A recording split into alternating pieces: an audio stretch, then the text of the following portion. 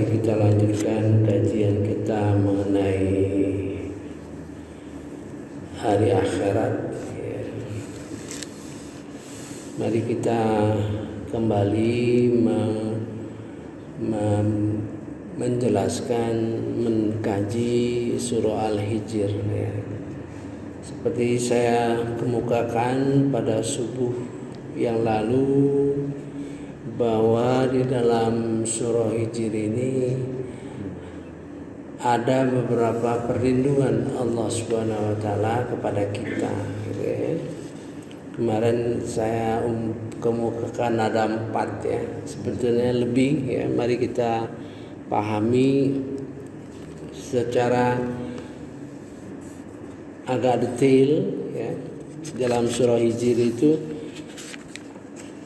jumlah ayatnya 99 ya, jumlah ayatnya 99. Mari kita lihat ayat awalnya. A'udzubillahi minasyaitonirrajim. Bismillahirrahmanirrahim. Tilka ayatul kitab wal Qur'anim mubin.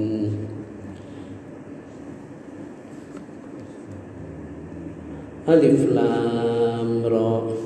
Tilka ayatul kitab wa Qur'anin mubin. Alif lam ra. Surat ini adalah sebagian dari ayat-ayat kitab ini yang sempurna, yaitu ayat-ayat Al-Quran yang memberi penjelasan. Rubama yuwaddul ladzina kafaru law kanu muslimin. Orang-orang kafir itu kadang-kadang nanti juga di akhirat menginginkan ya, yawaddul ladzina kafaru law kanu muslimin, seandainya bisa jadi orang muslim, baik sekarang maupun nanti di akhirat nanti. Di dalam hati mereka itu ya, diberitahu oleh Allah Subhanahu wa taala. Mereka itu kadang-kadang seperti kadang-kadang kita diskusi dengan kelompok-kelompok mereka itu ya. Kita kan bisa sembahyang di mana saja, sholat di mana saja, ya, sama-sama seluruh dunia, ya, berhimpun dalam satu bahasa yang dimengerti, gitu. Kadang-kadang tercetus di hati, di tulisan mereka itu ya, kami melihat agama Islam itu bisa sembahyang bersama-sama, katanya gitu ya. Itu tersirat ya, adanya suatu pengakuan gitu. Mungkin kenapa ya agama kita nggak bisa sembahyang sama-sama ya. Bahkan satu gereja pun tidak bisa untuk bersama-sama gitu ya. Kalau gereja Advent, Pantekosta misalnya kan, HKBP beda-beda itu, karena ritualnya berbeda-beda ya. Itu gambaran, Allah memberikan gambaran kepada kita yang bisa membantu pertolongan itu kepada keyakinan ya. Jadi bantuan itu, perlindungan itu bisa dari sikap. Kita melihat sikap orang seperti itu. Nah, jadi sikap orang seperti itulah membantu kita, bahwa sikap kita inilah yang membuat kita bahagia ya. Termasuk di akhirat nanti. Kan setiap umat Nabi Muhammad SAW itu akhirnya masuk surga ya, akhirnya masuk surga. Nah, orang-orang kafir itu melihat itu. Nih, sama-sama di neraka terus dicabut ya. Tentu ada perasaan mereka untuk menyesali, tapi sudah terlambat gitu ya. Karena di dalam kehidupan kita ini ada 4 aliran istilah Al-Qayyim ya. Ibnu Qayyim Al-Jauzi itu ada 4 sungai. 4 sungai yang bisa menghapus dosa kita ya. 1, dosa ibadah yang otomatis menghapus dosa kita. Ibadah segala macam bentuk ibadah itu ada unsur, nanti kita khususkan ya, apa-apa yang di dalam Quran yang kita kerjakan yang mengandung pesan otomatis diampuni Allah Subhanahu wa taala. Kemudian sungai mengalir menghapus dosa istighfar. Ya. Istighfar itu yang terus-menerus istighfar, tapi bukan baca istighfar ya. Istighfar yang disertai muhasabah. Jadi tahu kita kekurangan kita itu apa, kelemahan kita apa, kesalahan kita apa, tahu persis. Nah, semakin lama istighfar itu yang kita lakukan itu semakin halus, perasaan kita semakin sensitif. Yang semula kita menganggap itu tidak salah, nanti pada suatu saat timbul kesalahan, perasaan oh itu salah. Nah itu ketiga, yaitu dengan aliran tobat, aliran sungai yang tobat. Nah kalau ini gagal menurut Ibnu Qayyim Al-Jauzi, maka sungai yang keempat yaitu sungai yang di neraka. Ya, kita dimasukkan di neraka dulu, baru dicabut. Ya. Mudah-mudahan kita sanggup ya, diberi kekuatan untuk selalu beristighfar. Karena istighfar itu merupakan jalan yang paling aman ya. Kita lanjut lagi, itu 1 ya. Kedua, ayat kedua, ketiga, zarhum, biarkanlah mereka, zarhum yakulu, mereka makan di dunia ini ya. Zarhum yakulu, makan di dunia ini. Kita lihat ya, kita lihat saja ya. Kalau kita makan, katakanlah di tempat ramai lah ya, seperti makan di seafood ya, seafood di Jakarta ini bos banyak seafood ya. Kita lihat lah, jarang orang melihat makanan yang semula dari barang hidup. Kita lihat kerang, kita lihat ikan, macam-macam ikan, kita lihat kepiting ya. Hidup mahal sekali ya. Jarang sekali orang yang ingat kepada Tuhan, bagaimana Allah menciptakan, menyediakan untuk kita ya. Orang jualan binatang, kerang-kerangan ataupun ikan, enggak ada usaha selain hanya menangkap. Dibiarkan mereka hidup dan dibiarkan oleh Allah rezekinya sendiri-sendiri ya. Nanti kita ketemukan ayat itu. Zarhum yakulun, biarkan mereka bermakan-makan. Wa yata'atta'u, dan mereka bersenang-senang ya. wa yulhihim, dan melalaikan harta, umur, ya, senang-senang. Wa yulhihimul mal, al-mal di situ harta, tapi sebetulnya waktu, ya kan, kesenangan yang berlebih-lebihan. Pokoknya yang bisa melalaikan. Fasawfa ya'lamun, maka kelak di akhirat mereka akan mengetahui akibat perbuatan mereka. Nah, ini satu gambaran bagaimana Allah menghibur kita, ya. Secara umum orang Islam itu tidak semewah mereka, ya, tidak semewah mereka, ya.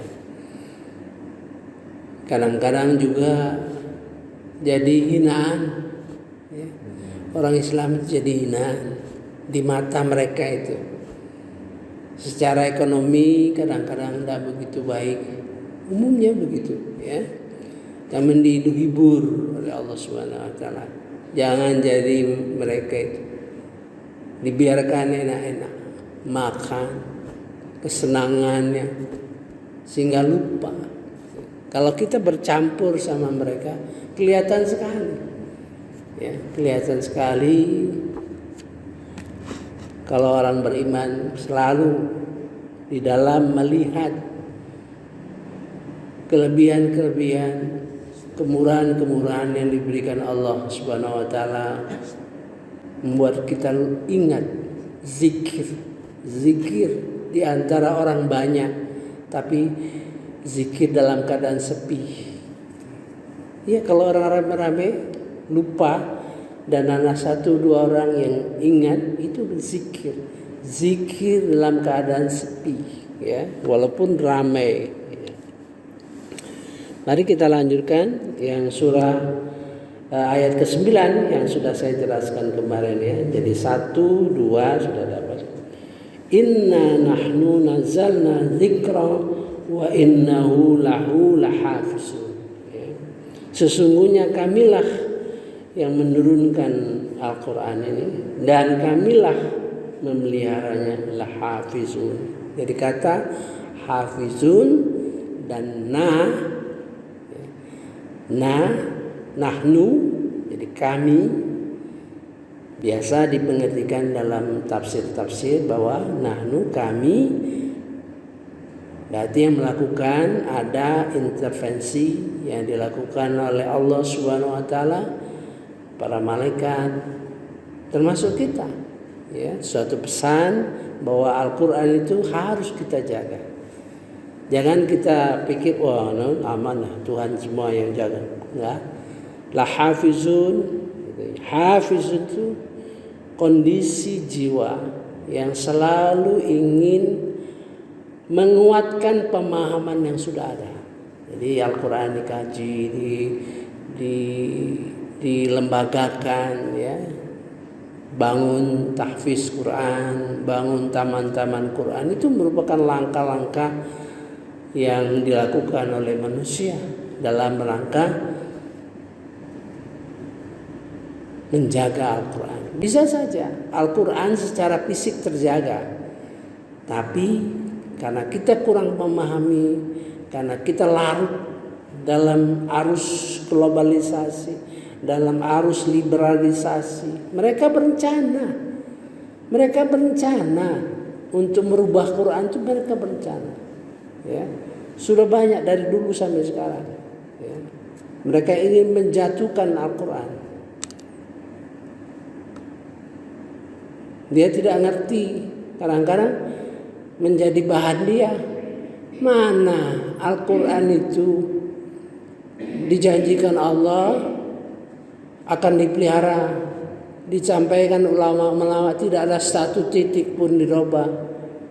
Dia bentangkan 7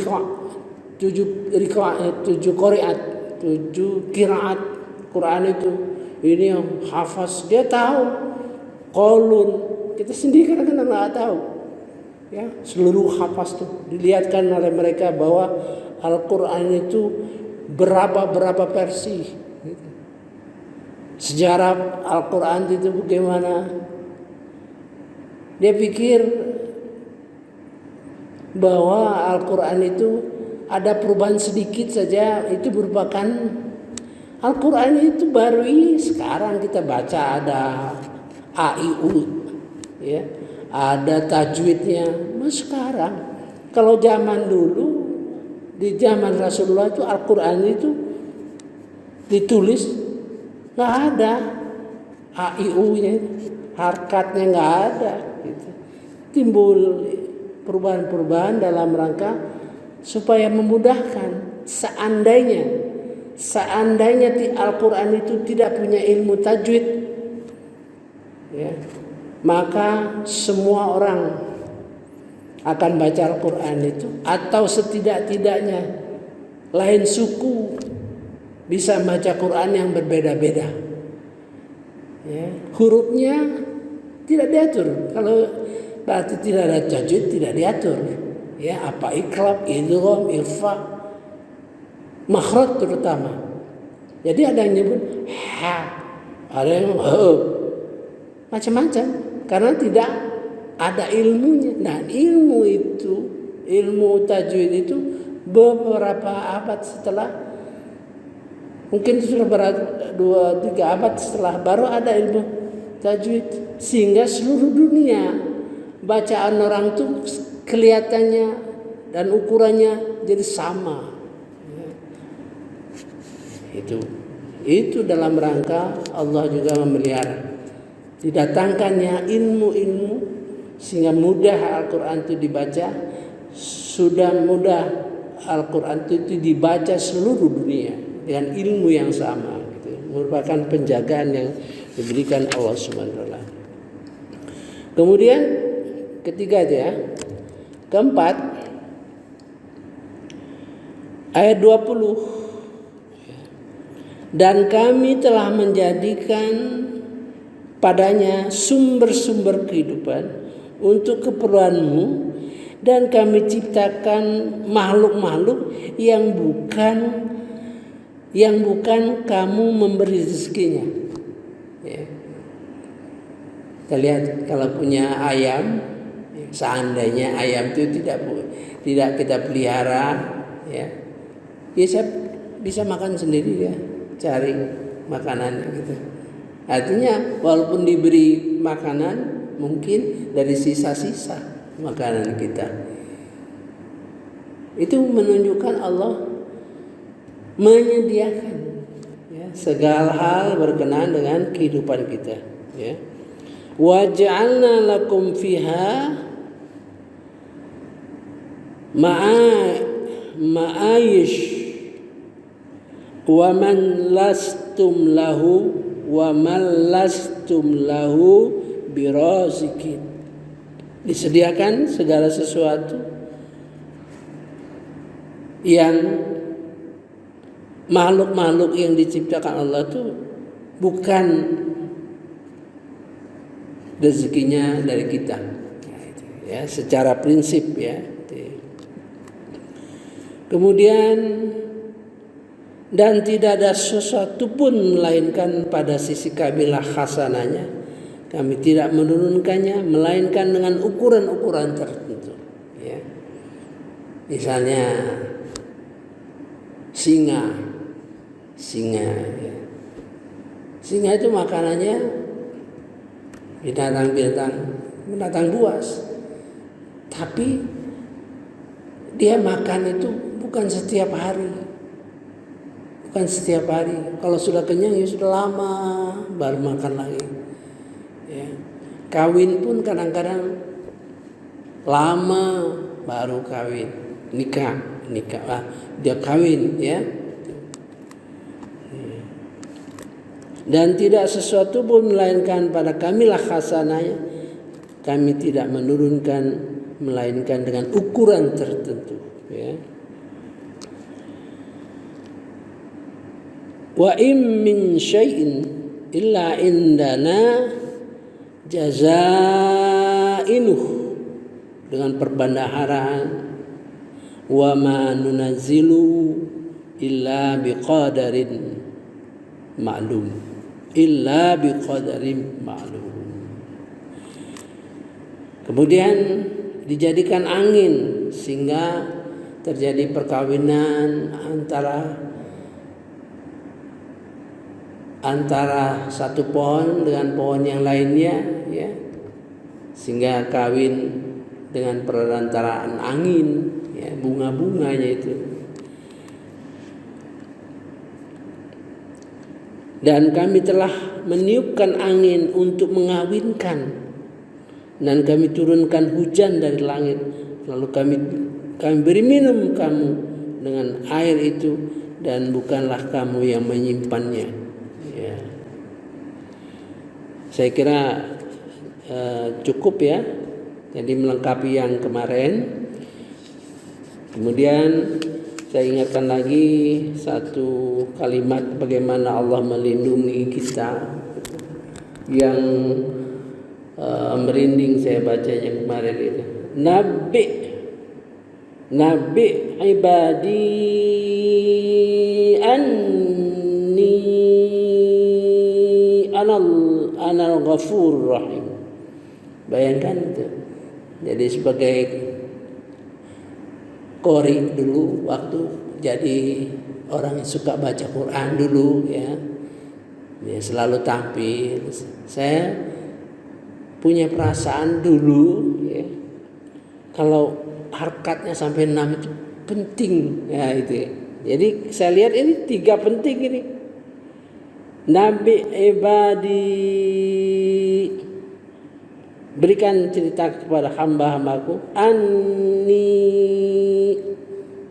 penting ini, anal ghafurur rahim, aku menjadi yang mengampuni dan memaafkan. Ya, terakhir, satu lagi kita ingatkan kembali bagaimana Allah menciptakan, sungguh kami memberikan kepadamu 7 ayat yang berulang-ulang dan Al-Quran yang Maha Agung. Nah, yang penting kita resapi berulang-ulang, katakanlah berulang-ulang, minal masani. Nah, kalau berulang-ulang tentu kita punya pengetahuan kan, sesuatu yang berulang-ulang berpuluh tahun kita baca, ya, berpuluh tahun kita baca, tentu ada pergeseran ilmu yang kita baca, sudah jelas, ya. Sehingga kemarin saya jelaskan apa yang saya lakukan di dalam menghayati ayat ini. Kita gunakan Al-Fatihah sebagai teropong untuk memahami seluruh ayat-ayat Al-Quran, ya. Dan kita jadikan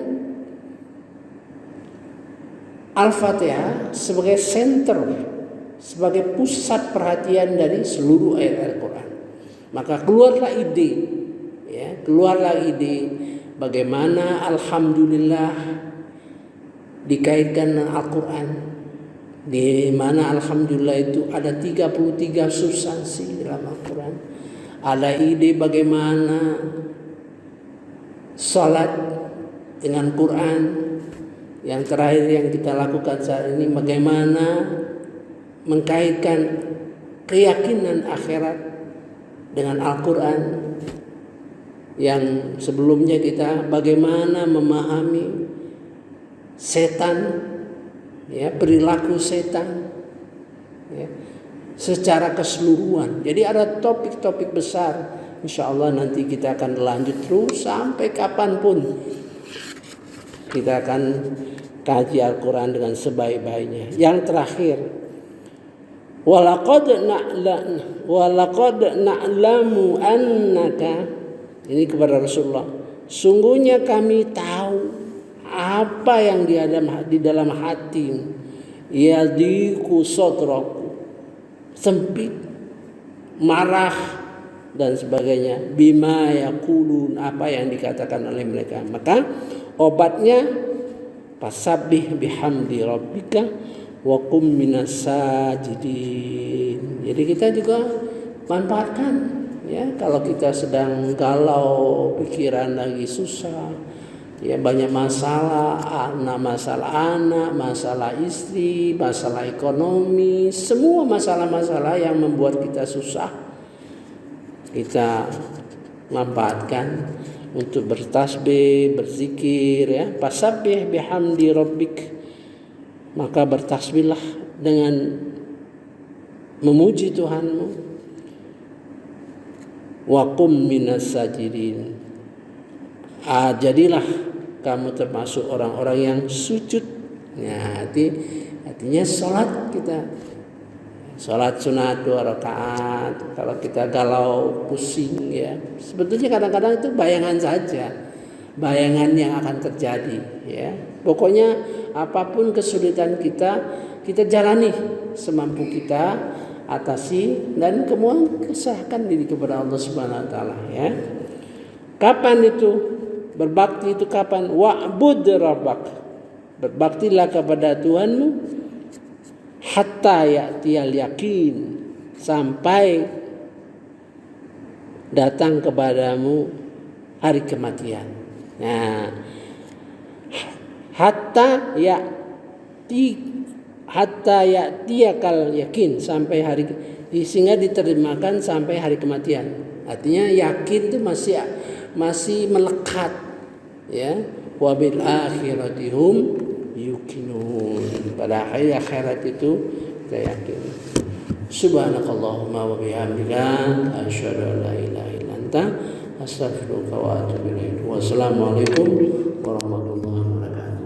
Wallahu a'lam.